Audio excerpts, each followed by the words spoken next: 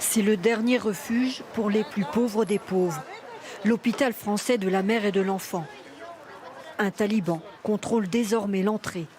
Des familles afghanes arrivent ici de tout le pays avec des enfants très malades. C'est l'ONG La Chaîne de l'Espoir qui les accueille. Éric Chesson, chirurgien, revient ici après de longs mois d'absence. Ici, c'est l'espace pour les hommes et juste à côté, c'est l'espace pour les femmes. Et la séparation est claire, nette. C'est obligatoire. Tout à fait. Le docteur, en mission pour une semaine, vient opérer les cas les plus graves, comme le petit Youssef, arrivé avec son père il y a 2 jours. On ne peut pas laisser cet enfant dans cet état-là.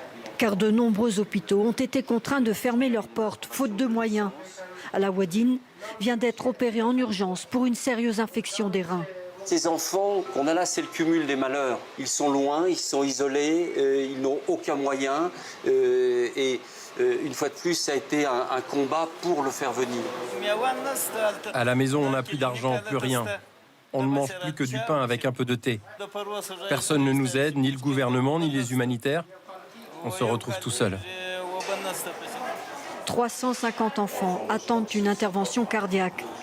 Dans cette salle de réanimation, la seule d'Afghanistan, le petit Samim se réveille tout juste. Il a attendu 1 an avant d'être opéré du cœur. Tu vois, on a arrêté l'oxygène.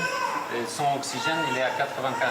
Oui. Avec l'arrivée des talibans, tous les experts, tous les chirurgiens ont été obligés de quitter l'hôpital, de quitter le pays. Ils sont partis. Les infirmières, elles, sont revenues. Les talibans autorisent les femmes à travailler dans le secteur médical. Ici, c'est aussi le dernier espoir pour les mères afghanes comme Sahar. Elle a amené son nourrisson dans un état critique, dénutri. Ce petit garçon s'appelle Sopanola, il a 3 ans. Il est arrivé il y a 7 jours à l'hôpital, il pesait 6 kilos. On a réussi à stabiliser son poids et il a repris presque 200 grammes en 7 jours, ce qui est très bien. Il y en a beaucoup des cas comme ça. Il y en a beaucoup, il y en a plein. Pour cette humanitaire française, sauver ces bébés, c'est presque un devoir moral. Okay. Moi, je suis revenue en Afghanistan il y a 4 mois maintenant. Vu la situation, oui, c'est essentiel d'être là. L'hôpital fait un travail fabuleux, on a une super équipe, faut tenir bon. Et vous êtes ému même. Oui, très. Plus de 2 millions d'enfants sont actuellement menacés de famine en Afghanistan. Ce pays plongé dans un désastre humanitaire.